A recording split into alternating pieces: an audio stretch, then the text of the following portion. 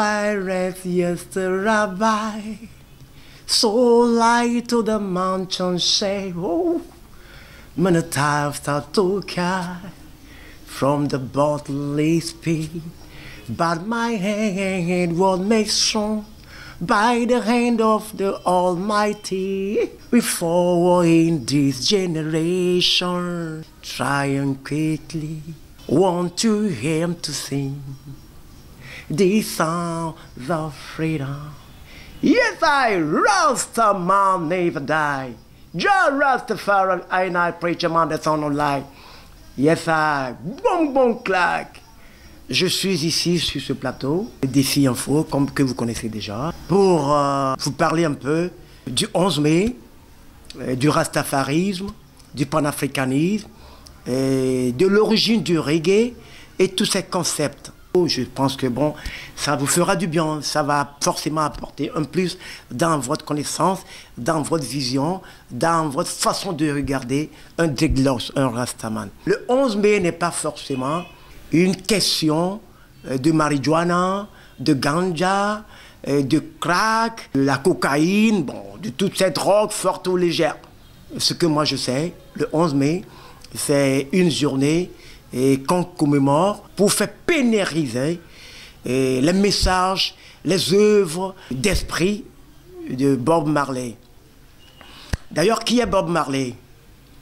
Il est né le 6 février 1945 en Jamaïque, d'un père officier de la marine britannique, d'une mère esclave, Norval Sinclair Marley, c'est ça le nom du père de Bob Marley. Sa maman c'est Fedela Bouka. Donc Bob Marley est un chanteur guitariste de cantique, de la soul music, de sky, de rocksteady avant le reggae. Ce sont les origines du reggae que je vous présente comme ça. Le reggae n'a pas commencé par le reggae. Le reggae a commencé par les deux premières, ska en 62, et rocksteady en 66 et le reggae en 68. Voilà. Mais le père du reggae en réalité, c'est Stud Hibbert. Stud Hibbert, à travers sa chanson Do the Reggae. Do the Reggae en 68.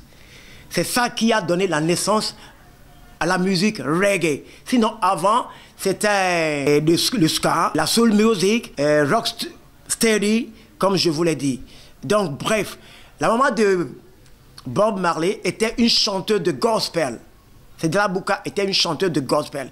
Et la musique reggae était une musique qui était arrivée à un moment où il y a une tension en Jamaïque entre le concept politique et le concept religieux. Donc la théologie et la politique s'affrontaient. Donc c'était un peu ça. Jusqu'à ce que, bon, Michael Manley ne prenne à bras le corps le reggae, la musique reggae, pour en faire campagne politique, campagne présidentielle qui lui permettra d'être le président en 72 de la Jamaïque. Voilà un peu l'histoire du reggae. Donc Bob est né en 1945, le 6 février, et il est décédé en Jamaïque, il est décédé en Miami en 1981.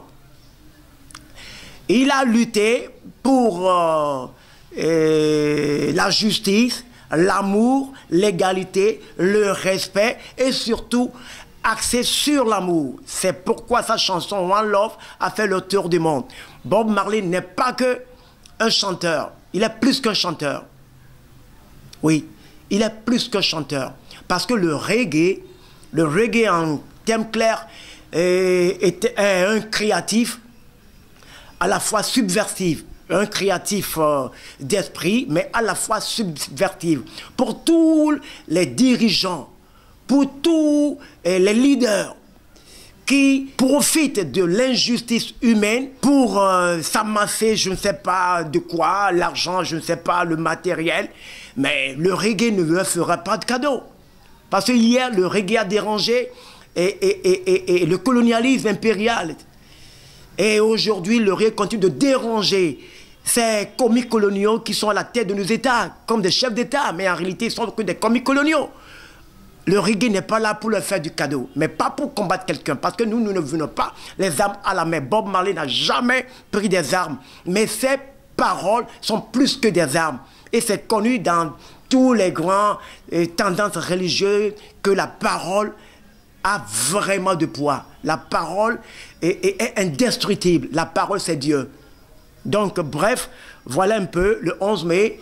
Comme je vous l'ai dit, ce n'est pas du fumer le ganja, mais c'est pour conscientiser et permettre à la race noire de retourner à la terre promise. Que ce soit aux États-Unis, que ce soit sur le continent américain, le continent européen, le continent asiatique. Vous devriez savoir que l'origine de l'humanité est Al-Kebolan, la terre-mère. Si nous devons retenir quelque chose de Bob Marley, cette musique qui a dérangé le monde, l'Afrique et le colonialisme, qu'est-ce qu'on doit retenir? Non, mais... Par exemple, All Pirates, quand tu écoutes cette chanson-là, les colonialistes ne vont jamais accepter. Get up, stand up for your right. Lève-toi et bats-toi pour ton droit. Mais ils sont là pour te voler. Bob Marley, à travers cette chanson, apporte la lumière. Pour que tu puisses comprendre que bon, Dieu n'est pas quelque part dans le ciel qui t'amènera ta liberté. Tu dois te réveiller. Tu dois te battre.